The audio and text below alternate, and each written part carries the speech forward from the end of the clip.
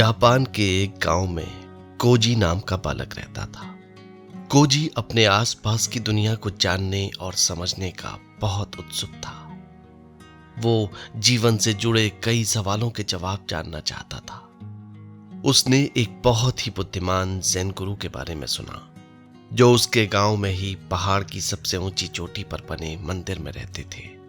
उन ज़ेन गुरु से ज्ञान पाने की लालसा में उसने उस पहाड़ की कठिन चढ़ाई की और उस मंदिर में पहुंच गया। वहां वो ज़ेन गुरु से मिला और उसने पूछा, मास्टर, मुझे ज़ेन यानी परम ज्ञान कैसे मिल सकता है?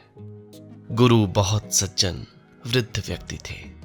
उन्होंने अपनी चमकती हुई आंखों से कोजी को देखा और मुस्कुराए। 10 साल लगेंगे, उन्होंने शांति से कहा। यह सुनकर कोजी का उत्साह बढ़ गया।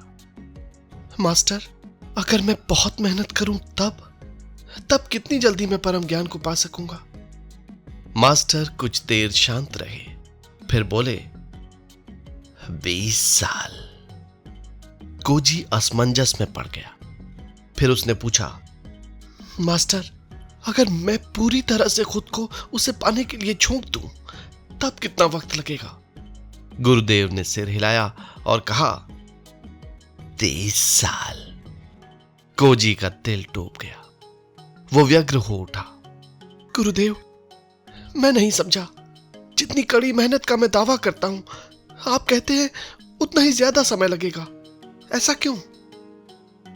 गुरुदेव ने मुस्कुराते हुए कोजी से कहा, जब तुम्हारी एक आंख लक्ष्य पर टिकी होती है तो तुम्हारे पास अपनी राह के लिए सिर्फ एक ही आंख बचती है।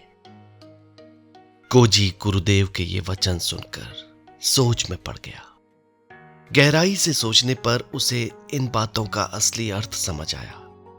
उसे समझ में आया कि लक्ष्य पर ही पूरा ध्यान केंद्रित कर देने पर उसे सच्चा ज्ञान नहीं मिलेगा और बजाय लक्ष्य के उसे अपनी एकाग्रता को अपने मार्ग पर लगाना होगा। अपनी राह के, अपनी यात्रा के सभी उतार चढ़ावों को साहस से अपनाना होगा। गुरुदेव ने समझाया, फर्ज करो तुम एक बड़े से पेड़ पर चढ़ रहे हो। तुम्हारा लक्ष्य पेड़ की ऊंचाई पर पहुंचना है ताकि तुम पके हुए रस भरे फल तोड़ सको। लेकिन अगर तुम ऊपर लटके फलों को ही देखते रहे, उन्हीं के बारे में सोचते रहे कि कैसा होगा उनका स्वाद जब तुम उन्हें खाओगे, तो तुम अवश्य ही अपना संतुलन खो दोगे और नीचे गिर पड़ोगे। तो बेहतर है कि तुम अपना ध्यान अपने हर कदम पर लगाओ, अपने हाथों की पकड़ पर लगाओ, अपने पैरों की स्थिति पर लगाओ।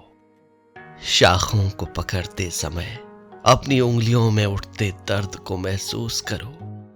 पेड़ की पत्तियों और फूलों की खुशबू को सूंघो। पेड़ पर चढ़ने का आनंद लो। तुम अपने हर कदम के साथ स्वतः अपने लक्ष्य की ओर बढ़ रहे हो। जीवन भी एक पेड़ पर चढ़ने जैसा ही है। अगर परिणामों की ही ज्यादा सोचोगे तो पड़ावों का आनंद खो बैठोगे। तुम्हारा इनाम तुम्हारे प्रयासों में छुपा हुआ है।